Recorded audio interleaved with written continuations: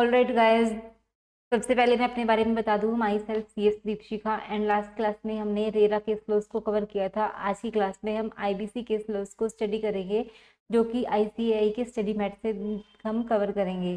तो सबसे पहले जो केस लॉ हमें दिया गया है, Swiss ribbons private limited and another versus union of India and others. तो इसमें मेन इशू क्या उठा था कि मेन इशू ये था कि whether IBC was discriminatory and unfair to operational creditors as compare to financial creditors. तो इसमें मेन इस केस में मेन मुद्दा क्या उठा था कि जो operational creditor and financial creditor में से ऑपरेशनल क्रेडिटर्स के साथ जो है डिस्क्रिमिनेटरी बिहेवियर किया जा रहा है।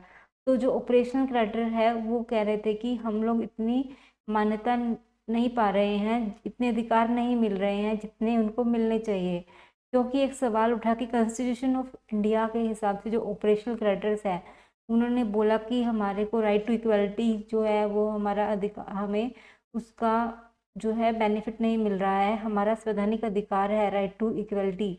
एंड तो ऑपरेशनल क्रेडिटर ने क्वेश्चन रेज किया कि फाइनेंशियल क्रेडिटर के जितने उन्हें अधिकार क्यों नहीं मिलते, जितने अधिकार फाइनेंशियल क्रेडिटर्स को मिल रहे हैं उतने ही अधिकार जो है वो ऑपरेशनल क्रेडिटर्स को क्यों नहीं मिलते। तो आपको पता ही है कि जो फाइनेंशियल क्रेडिटर्स हैं उनको क्या मिलते हैं, वोटिंग राइट्स मिलते हैं। वो कमिटी ऑफ क्रेडिटर्स में वोटिंग राइट्स उनको मिले हुए हैं फाइनेंशियल क्रेडिटर्स को, और फाइनेंशियल क्रेडिटर्स क्या करते हैं, वोटिंग राइट्स का यूज करते हैं, जबकि ऑपरेशनल क्रेडिटर्स के पास वोटिंग राइट्स नहीं होते। तो मेन इशू था कि ऑपरेशनल क्रेडिटर्स के साथ डिस्क्रिमिनेटरी बिहेवियर किया जा रहा है, अनफेयर तरीके से उनको ट्रीट किया जा रहा है। तो IBC के अंदर और बेसिक जो बात उठाई गई थी कि उनके जो है संवैधानिक अधिकार जो है राइट्स टू इक्वलिटी, आर्टिकल 14 के अंदर उसका हनन हो रहा है और उनसे उन्हें वंचित किया जा रहा है। तो ये जो सवाल उठा था उसमें ऑपरेशनल क्रेडिटर्स ने ये सवाल उठाया था। तो जजमेंट क्या आया, जजमेंट ये आया कि जो operational debt and financial debt है इनमें बहुत बड़ा डिफरेंस है। तो इसमें मेन डिफरेंस ये है क्योंकि जो फाइनेंशियल डेटर हैं जब वो पैसा वापस करते हैं तो बैंक्स एंड फाइनेंशियल इंस्टीट्यूशंस को जब अपना लोन अमाउंट वापस मिल जाता है तो क्या होता है, तो बैंक्स एंड फाइनेंशियल इंस्टीट्यूशन उस पैसे का क्या करते हैं, उस पैसे को दूसरे बिजनेसेस को फंडिंग करते हैं। ठीक है, तो दूसरे बिजनेसेस को पैसा मिलता है जिसकी वजह से क्या होता है, हमारी इकोनॉमी की ग्रोथ होती है। और यही रेशनल है कि जिसकी वजह से IBC में फाइनेंशियल क्रेडिटर को ज़्यादा इम्पोर्टेंस दी जाती है, क्योंकि इससे जो इकोनॉमी की क्या होती है, ग्रोथ होती है, एम्प्लॉयमेंट इंक्रीज होता है। तो ये वैलिड रीजन है जिसकी वजह से फाइनेंशियल क्रेडिटर को ज़्यादा राइट्स मिलते हैं। तो जजमेंट में यही आया कि जो आर्टिकल 14 है उसका कोई उल्लंघन नहीं हो रहा है और ऐसा माना गया कि ये वैलिड रीजन है and financial creditor and operational creditors के साथ कोई भी डिस्क्रिमिनेटरी तरीके का बिहेवियर नहीं किया जा रहा है। ये देखो एंड में डिसीजन दिया गया है कि article 14 does not get infracted and जो financial debts infuse capital into economy, क्योंकि इससे इकोनॉमी की ग्रोथ होती है। जो बैंक्स एंड फाइनेंशियल इंस्टीट्यूशंस है जो पैसा उनको फाइनेंशियल क्रेडिटर से मिलता है, आगे वो पैसा बिजनेसेस में लगाया जाता है जिससे इकोनॉमी की ग्रोथ होती है। इसलिए जो आर्टिकल 14 क्या है, डज नॉट गेट इन्फ्रेक्टेड। तो आई होप कि ये केस लो आपको अच्छे से समझ में आया होगा। देन हम सेकंड केस लो पर चलते हैं, Pioneer urban land and infrastructure limited and another versus union of India. तो इस केस लो में मेन मुद्दा क्या उठा था, whether treating home buyers as financial creditors amounts to treating unequals as equals, whether home buyers have a separate remedy under the RERA Act for their grievance redressal, whether giving advance payment for flat allotment can be regarded as financial lending। तो ये जो Pioneer urban land वाला जो ये case law है बहुत important case law है, आप इसको अच्छे से इंपॉर्टेंट मार्क कर सकते हैं क्योंकि ये केस लो जो है वो आपको रेरा केस लॉज में भी मिलेगा और ये आपको IBC केस लॉज में भी मिलेगा। तो इसमें मेन इशू क्या था कि जो रेरा एक्ट है एंड IBC एक्ट है, इन दोनों में ही हम रियल एस्टेट को क्या दे रहे हैं, रेमेडी दे रहे हैं। तो ऐसा कहा गया था कि जब रियल एस्टेट अलॉटेज के पास रेरा में ऑलरेडी रेमेडी अवेलेबल है, जब रियल एस्टेट अलॉटेज है उनके लिए स्पेशली रेरा एक्ट बनाया गया है, तो वो IBC में भी क्या वो रेमेडी क्लेम कर सकते हैं। तो इसमें आंसर आया कि सबसे पहले तो IBC एंड रेरा में क्या है, वो दोनों उनके पास चॉइस है, जो रियल एस्टेट अलॉटर्स है उनके पास क्या है, चॉइस है। वो दोनों एक्ट्स में किसी भी एक्ट में भी जा सकते हैं। वो रेरा एक्ट में भी रेमेडी क्लेम कर सकते हैं एंड आईबीसी एक्ट में भी रेमेडी क्लेम कर सकते हैं। और अगर हाँ, अगर आईबीसी एंड रेरा एक्ट में कंपैरिजन हुआ, कोई टकराव हुआ, तो दोनों में से कौन सा एक्ट प्रिवेल करेगा, तो कौन सा एक्ट प्रिवेल करेगा, आईबीसी कोड प्रिवेल करेगा। एंड नोटिस के पास कौन सी रेमेडी अवेलेबल है, तो क्या रेमेडी दोनों एक्ट्स में अवेलेबल है। तो इसमें यही जजमेंट आया कि जो अलॉटिस के पास ऑप्शन है, तो वो चाहे तो कंज्यूमर प्रोटेक्शन एक्ट में भी जा सकते हैं, रेरा में भी रेमेडी मांग सकते हैं, एंड जो है वो आईबीसी कोड में भी रेमेडी मांग सकते हैं। और एंड में यही डिसीजन आया कि जो अगर RERA and IBC code parallel चलते हैं, अगर इनमें कोई टकराव हुआ तो आईबीसी कोड प्रीवेल कर जाएगा। और अगर कोई अलॉटी एडवांस पेमेंट देता है फ्लैट के लिए, तो क्या उसे भी फाइनेंशियल लेंडिंग माना जाएगा। तो ये माना गया कि यस, जो अगर कोई अलॉटी एडवांस पेमेंट करता है तो उसको भी क्या माना जाएगा, फाइनेंशियल क्रेडिटर माना जाएगा, और उसको फाइनेंशियल क्रेडिटर्स के सारे राइट्स मिलेंगे। तो इसमें यही डिसीजन आया था, ये आप यहाँ से स्टडी आउट कर सकते हैं, जो कि हमने इस केस को उसको लास्ट क्लास में भी कवर किया था, और ये हमारे को दोबारा आईबीसी केस लॉ में भी दिया गया है। ये एक अच्छा केस लॉ था। देन हम नेक्स्ट केस लॉ पर चलते हैं, मकवायर बैंक लिमिटेड वर्सेस शिल्पी केबल टेक्नोलॉजीज लिमिटेड। तो इस केस लॉ में मेन मुद्दा क्या हुआ था वो हम एक बार स्टडी कर लेते हैं। Whether an advocate lawyer can issue a notice under section 8 on behalf of the operational creditors. तो इसमें मुद्दा ये था कि ऑपरेशनल क्रेडिटर को अगर सीआईआरपी स्टार्ट करना है, ठीक है, जो ऑपरेशनल क्रेडिटर्स है अगर सीआईआरपी इनिशिएट करना चाहता है, तो सबसे पहले ये बात है कि उन्हें डिमांड नोटिस भेजना पड़ता है। वो डायरेक्ट सीआईआरपी इनिशिएट नहीं कर सकते, उनको सबसे पहले क्या भेजना होगा, एक डिमांड नोटिस भेजना होगा कॉरपोरेट डेटर को। और इस पार्टिकुलर केस में जो क्वेश्चन रेज हुआ वो ये था कि क्या ऑपरेशनल क्रेडिटर के बिहाफ पर डिमांड नोटिस जो है वो एडवोकेट या लायर है वो सेंड कर सकते हैं। तो answer is yes. Affirmative judgment में बात हुई, जजमेंट में हाँ कहा गया, जो ऑपरेशनल क्रेडिटर के बिहाफ पर एडवोकेट है वो डिमांड नोटिस क्या कर सकते हैं, सर्व कर सकते हैं। वैसे तो सेक्शन 9 सबसेक्शन 3 में स्ट्रिक्टली बोला गया कि जो ऑपरेशनल क्रेडिटर है वो डिमांड नोटिस भेजेंगे। तो बाद में ऐसा मान लिया गया कि जो इनोसेंट आदमी है, जो इनोसेंट व्यक्ति है, तो वो क्या करेगा, तो वो तो उसके साथ तो बहुत इनकन्वीनियंस हो जाएगी। एंड ऐसा बोला गया कि जो ऑपरेशनल क्रेडिटर के बिहाफ पर जो लायर है, जो एडवोकेट है, वो क्या कर सकते हैं, डिमांड नोटिस सर्व कर सकते हैं कॉरपोरेट डेटर को। इसमें कोई दिक्कत की बात नहीं है। तो ये डिसीजन हमें इसमें से स्टडी कर लेते हैं। Hence the court concluded that lawyer on behalf of the operational creditor can issue a demand notice of an unpaid operational debt. The court also said that the provision contained in section 9 subsection 3c of the code is not mandatory for initiating insolvency proceedings. तो ये हमारा second case लो cover हो गया। Then हम next case law की तरफ, ये हमारा थर्ड केस लो कवर हो गया। देन हम नेक्स्ट केस लो की तरफ चलते हैं, PK educational services private limited versus Prag Gupta and associates.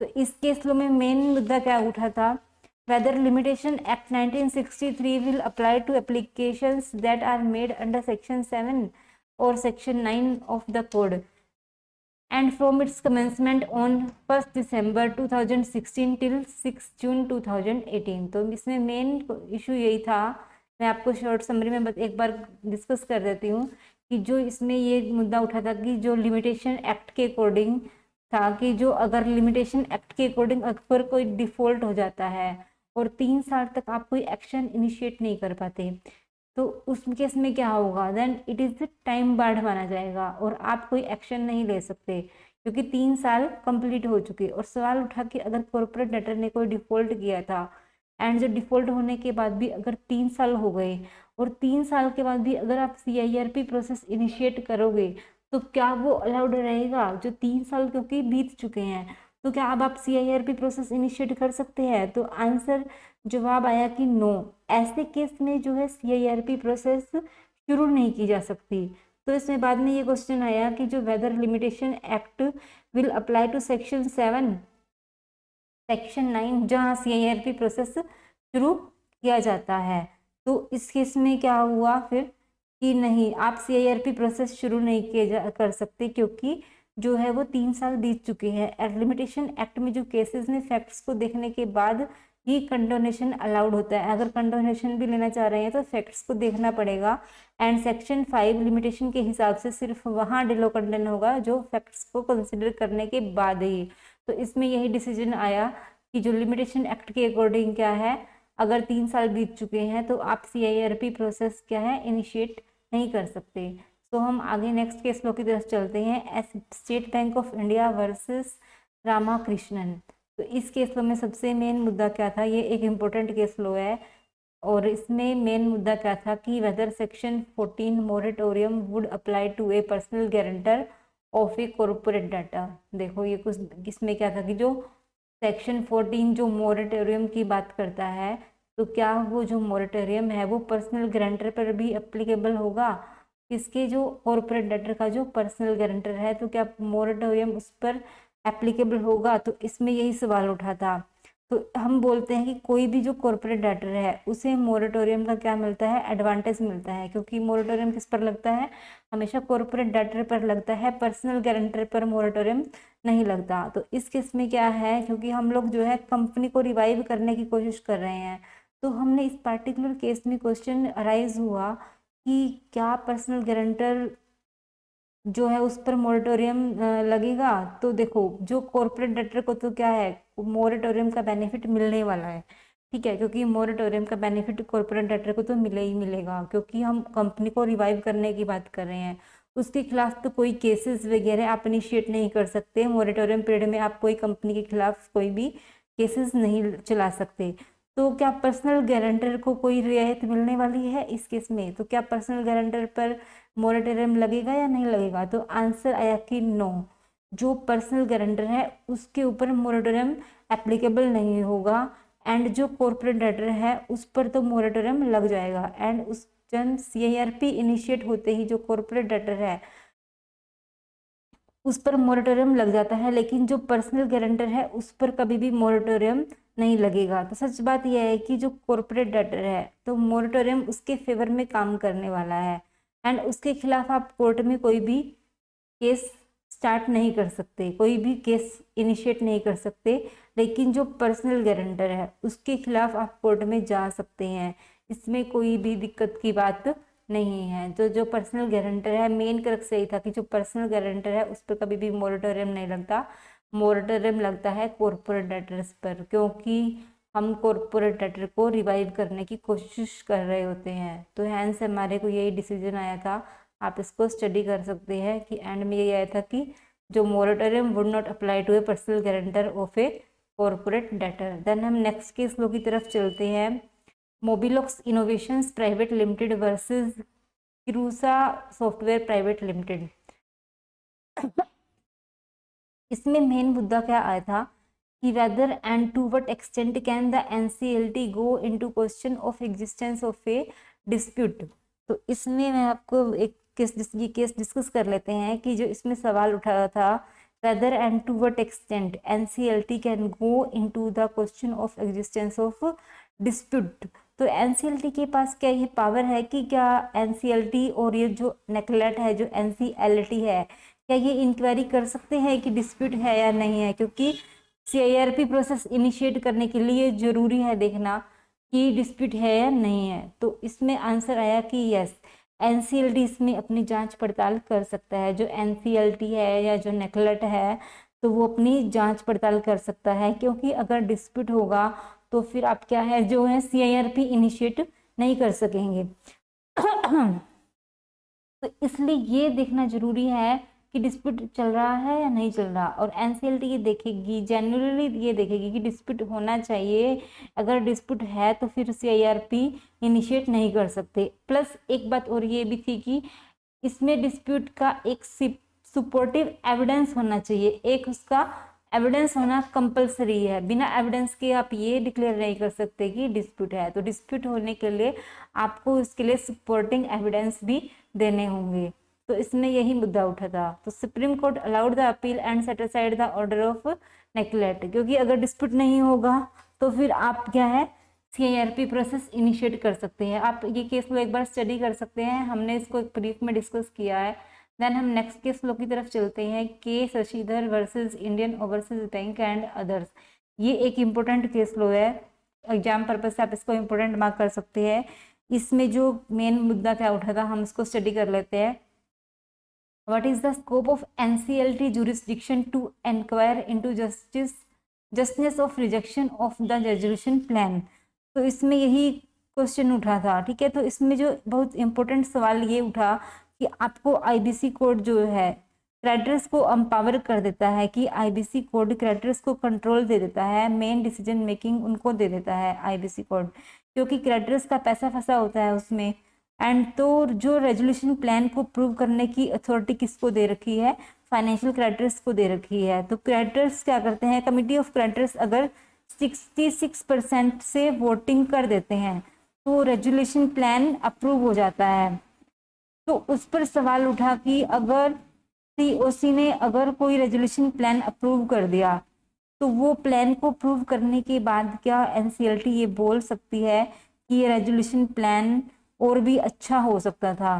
तो वो प्लान को प्रूव करने के बाद क्या जो NCLT है ये बोल सकती है कि आप इस रेजोल्यूशन प्लान को और भी अच्छे तरीके से बना सकते थे।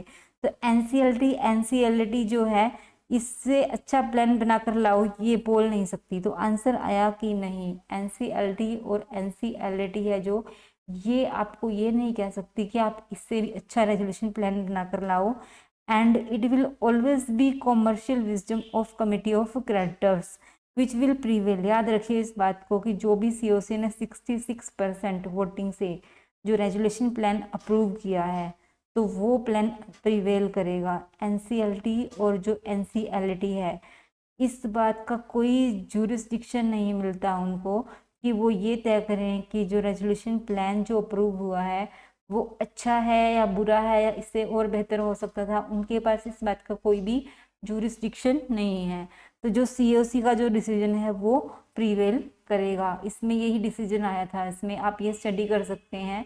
देखो, NCLT could not have examined the cases on the basis of amended provisions for the same reasons. The NCLT could not have adopted a different approach in these matters, hence no fault can be found with the impugned decision of the NCLT. So हम next case law की तरफ चलते हैं जो कि हमारा Maharashtra seamless limited versus Padmanabhan Venkatesh and others के नाम से दिया गया है।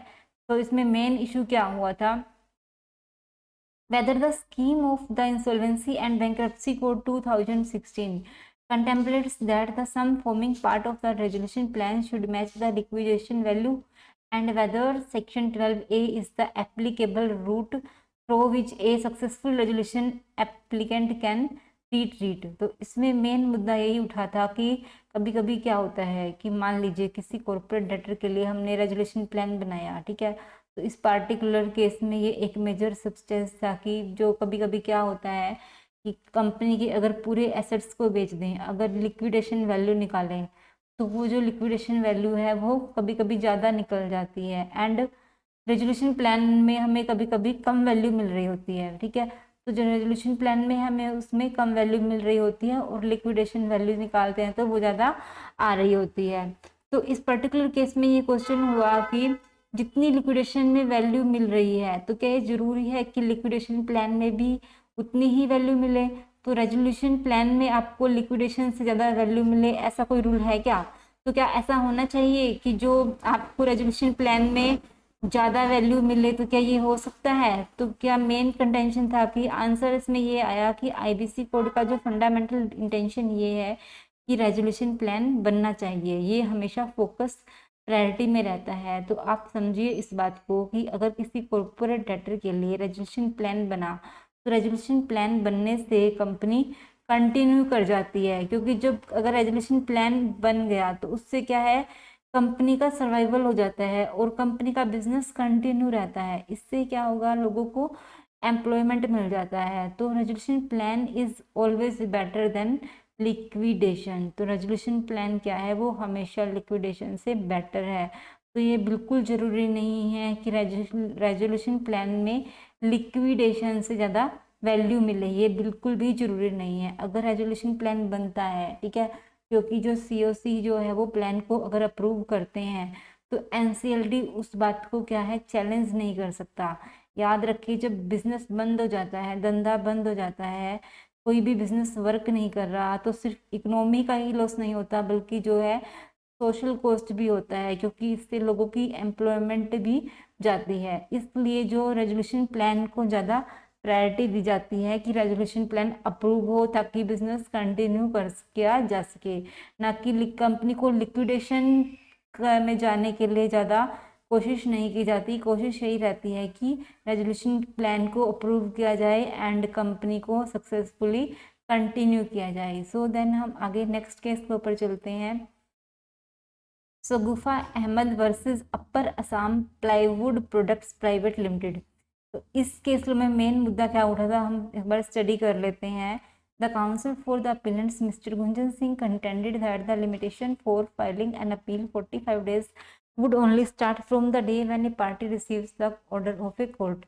And Mr. Gunjan Singh also contended that due to the COVID-19 pandemic and in accordance with Supreme Court Order 23 March 2020, which was limitation prescribed under the general law or special laws, whether condonable or not, and shall stand extended with effect from 15th March 2020 till further order to their application for condonation of delay should be allowed. तो इसमें ये जो case है, देखिए आप, ये Covid के time का, लॉकडाउन के टाइम का केस है। तो इस केस लो में मैं आपको शॉर्ट समरी में डिस्कस कर लेती हूँ। इस केस लो में क्या हुआ था कि ये जो लॉकडाउन का समय था उस समय ये केस लो आया था।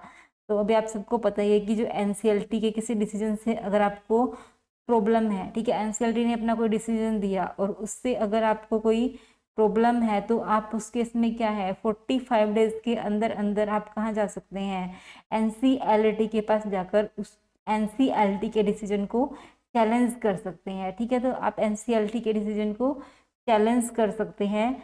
तो उस केस में क्या हुआ, तो इस केस में क्या हुआ कि 45 डेज बीत गए, तो 45 डेज जो है वो कंप्लीट हो चुके थे और जो अग्राइव्ड पर्सन है उसने इसमें एनसीएलटी में कोई भी आगे फर्दर अपील नहीं की। तो इस केस में क्या हुआ, एनसीएलटी की जो कॉपी थी, ऑर्डर की जो कॉपी थी, पार्टी को मिल गई थी 19 दिसंबर 2019 को कॉपी ऑफ ऑर्डर जो है पार्टीज को मिल गई थी। तो उन्होंने अपील कब की, ऑलमोस्ट 6-7 महीने के बाद उन्होंने अपील की, जो कि उन्होंने 20 जुलाई 2020 को उन्होंने अपील की। तो पहली बात तो यह है कि जो 45 डेज तो वो कब कंप्लीट हो चुके थे, 2 फरवरी 2020 को ही कंप्लीट हो चुके थे 45 डेज। ठीक है, 2 फेब को उनके जो 45 डेज जो है कंप्लीट हो चुके थे। एंड लॉकडाउन भी जो लॉकडाउन स्टार्ट हुआ था वो 23 मार्च को डिक्लेयर हुआ था। तो पहली बात तो ये है कि ये पार्टीज अपनी तरफ से सो रही थी। इसमें अगर आप ज़्यादा डिटेल में रीड करेंगे तो लॉ कभी भी उनको हेल्प नहीं करता जो खुद डिलीजेंट नहीं है। तो लॉ हमेशा उनको हेल्प करने के लिए आता है जो खुद भी अपनी तरफ से डिलीजेंट है, जो खुद भी अपनी तरफ से एफर्ट कर रहे हैं। यानी कि यहाँ पर ऑलरेडी 45 डेज 2 फेब को ख़त्म हो चुके थे और 45 डेज के अंदर जो है पार्टी को फर्दर अपील करना चाहिए था एनसीएलटी के पास, और लेकिन एनसीएलटी के पास कोई अपील नहीं किया गया। तो इस केस में क्या है, एनसीएलटी के पास कोई भी पावर नहीं है कि वो आपको 45 डेज से ज़्यादा कंडोन करे डिले, यानी कि जो एनसीएलटी है वो डिले कंडोन नहीं करेगी। तो इस केस में पार्टी ने बोला कि लॉकडाउन डिक्लेयर हो गया था जिसकी वजह से हम लोगों को डिले हो गया। तो इसमें जो एनसीएलटी ने क्या जजमेंट दिया कि जो 45 डेज है वो आपके 2 फेब को ही कंप्लीट हो चुके थे और आपके पास बहुत समय था, तो आप उस टाइम तक आप अपील कर सकते थे। तो इन्होंने बोला कि जब से गवर्नमेंट ने लॉकडाउन डिक्लेयर किया, लॉ ऑफ लिमिटेशन में इनको क्या है एक्स्ट्रा पीरियड मिल रहा है, क्योंकि लॉकडाउन वाले दिन लिमिटेशन पीरियड में काउंट नहीं होते। तो पार्टीज ने ऐसा बोला, लेकिन ऐसा थोड़ी है कि लॉकडाउन होने की वजह से आपको कंडोनेशन ऑफ डिले भी मिल जाएगा, ऐसा नहीं है। क्योंकि एक्चुअल में पार्टी क्या कर रही थी, सो रही थी, उसने ऐसा कोई उसी टाइम अपना डिसीजन लेना चाहिए था। एक्चुअली पार्टी जबरदस्ती का फायदा उठाने की कोशिश कर रही थी। जो पार्टी जो है वो जबरदस्ती लॉकडाउन का सहारा लेकर अपना बेनिफिट ले रही थी। इसमें यही आंसर आया कि अगर आप अपनी तरफ से सो रहे थे तो लो आपकी हेल्प नहीं करती। आपको 45 डेज बिफोर लॉकडाउन खत्म हो, आपके जो 45 डेज है वो लॉकडाउन से पहले ही खत्म हो चुके थे। तो एनसीएलटी के पास 45 डेज के बाद डिले जो है वो कंडोन करने का कोई भी पावर नहीं है। तो एनसीएलटी क्या है, उसमें डिले को कंडोन नहीं करेगी। तो इसलिए हम आगे क्या है ये हमने इस केस लॉ को स्टडी किया। आप इसको एक बार अच्छे से देख सकते हैं। देखिए बताया भी गया है, supreme court held that the order passed by the supreme court on 23rd 2020 was only for extension of period of limitation, not the extension of period up to which delay can be condoned in exercise of discretion conferred by the statute। तो हमने ये case law को study किया, एक अच्छा case law था ये। Then हम नेक्स्ट केस लॉ की तरफ चलते हैं। राजेंद्र नरोत्तम दास Sheth and another versus Chandra Prakash Jain and another. तो इस केस लॉ में क्या हुआ, ये एक बड़ा सिंपल मामला आया कि क्या financial creditor power of attorney अगर किसी को दे देते हैं तो क्या power of attorney holder financial creditor के बिहाफ पर सीआईआरपी एप्लीकेशन फाइल कर सकते हैं। तो देखिए मेन इशू जो है हम पढ़ सकते हैं कि whether a power of attorney holder can maintain the application for initiation of CIRP under section 7 of IBC. तो इसमें क्या आंसर आया कि यस, ये बात है कि अगर लिमिटेशन पीरियड की बात, सबसे पहले ये आया कि यस जो अटॉर्नी होल्डर है वो भी क्या कर सकते हैं, सीआईआरपी इनिशिएट कर सकते हैं। सेकंड जो मामला आया था कि whether section 18 of the limitation act is applicable to the facts of this case.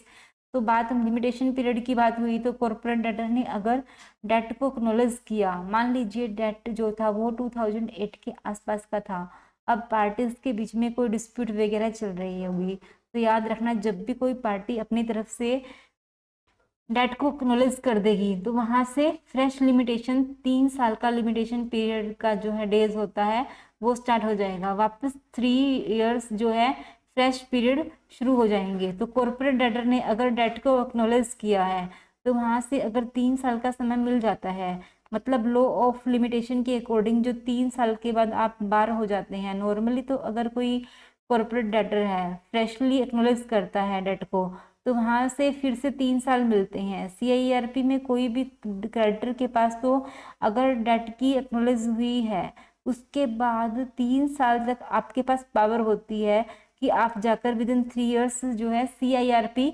Initiate कर सकते हैं। तो 3 इयर्स के अंदर आप क्या है सीआईआरपी इनिशिएट कर सकते हैं। तो इसमें यही डिसीजन आया था, आप इनको केस लॉज का स्टडी कर सकते हैं। ये इसमें कंक्लूजन जो आया था वो हम उसको एक बार स्टडी कर लेते हैं। The acknowledgement of debt by the corporate debtor has extended the period of limitation so the filing of application of CIRP under section 7 was within the limitation period।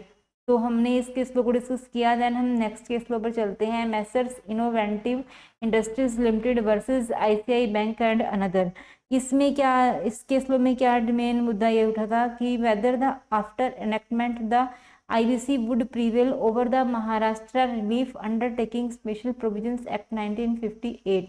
तो इसमें मेन मुद्दा क्या उठा था कि जो Maharashtra relief undertaking special provision act 1958 है, अगर इस कोड का जो अगर इस एक्ट का जो टकराव आईबीसी कोड के साथ अगर हुआ तो कौन सा एक्ट प्रीवेल करेगा, तो सीधे सीधे जो है आईबीसी कोड प्रीवेल कर जाएगा। सो इसमें यही डिसीजन आया था। तो देन हम नेक्स्ट केस लो की तरफ चलते हैं, मैसर्स, और ये हमारा लास्ट केस लो है, messrs Embassy Property Developments Private limited versus State of Karnataka and others. तो इसमें मेन इशू क्या आया था, whether question of fraud can be inquired into by the NCLT NCLT in the proceedings initiated under the IBC. तो ये इसमें क्या मुद्दा उठा था कि जो एनसीएलटी और एनसीएलटी है क्या वो इंक्वायर कर सकते हैं कि question of fraud in proceedings, तो वो क्या, यस। तो आंसर क्या आया कि यस, जो एनसीएलटी और एनसीएलटी के पास ज्यूरिसडिक्शन है ये पता लगाने के लिए कि कहीं कोई फ्रॉडुलेंट प्रोसीडिंग्स तो नहीं हो रही हैं, तो बिल्कुल। तो इसमें क्या बोला गया कि एनसीएलटी और एनसीएलटी के पास फ्रॉड को इंक्वायर करने के लिए क्या है, उनके पास ज्यूरिसडिक्शन है। क्योंकि हम प्रेफरेंशियल ट्रांजैक्शंस के बारे में पढ़ते हैं, अंडर वैल्यू ट्रांजैक्शंस के बारे में हमने पढ़ा, एक्सटॉर्शनेट ट्रांजैक्शंस के बारे में भी हमने आईबीसी कोड में पढ़ा था। तो इसलिए जो एनसीएलटी और एनसीएलटी के पास बिल्कुल जुरिस्डिक्शन है कि वो पता लगा सकती है कि क्या फ्रॉड है या नहीं है। तो जो इसमें एनसीएलटी क्या है, अपना जुरिस्डिक्शन यूज कर सकती है, वो इंक्वायर कर सकती है फ्रॉडलेंट केसेस को। तो इसमें एक मेन क्वेश्चन ये भी आया था कि क्या हाई कोर्ट बीच में आ सकता है, क्या अगर आईबीसी कोड में अगर पावर एनसीएलटी एनसीएलटी को दी गई है तो क्या हाई कोर्ट को भी पावर दी गई है। तो आंसर आया कि क्या हाई कोर्ट बीच में आ सकता है। तो क्या रिट पिटिशन अगर कोई फाइल होती है तो क्या हाई कोर्ट अपना इसमें बीच में अपना इंटरफेयर कर सकता है। तो आंसर क्या आया, यस, जो हाई कोर्ट जो है वो अपील को एंटरटेन कर सकता है। तो ये जो 12 केसेस हैं हमने आज आपके साथ डिस्कस किए हैं। तो इसमें देखिए लास्ट में यही दिया गया है, कंक्लूजन दिया गया है, हम एक बार स्टडी कर लेते हैं। NCLT and NCLT would have jurisdiction to inquire into questions of fraud. They would not have jurisdiction to adjudicate upon disputes such as those arising under MMDR Act 1957 and the rules issued thereunder, especially when the disputes revolve around decisions or quasi-judicial authorities which can be corrected only by way of judicial review of administrative action. Hence, the High Court was justified in entertaining the writ petition. तो high court भी क्या था, justified था in entertaining the writ petition and we see no reason to interfere with the decision of high court, therefore appeals are dismissed. तो ये हमारे 12 case laws आज हमने डिस्कस किए जो कि आईबीसी केस लॉज थे। ये हमारे सारे केस लॉ हमने बहुत ही अच्छे तरीके से स्टडी किए, आप इसको एक बार कवर कर लीजिएगा। नेक्स्ट क्लास में हम मिलते हैं फेमा केस लॉज के साथ, तब तक आप एक बार इनको रीड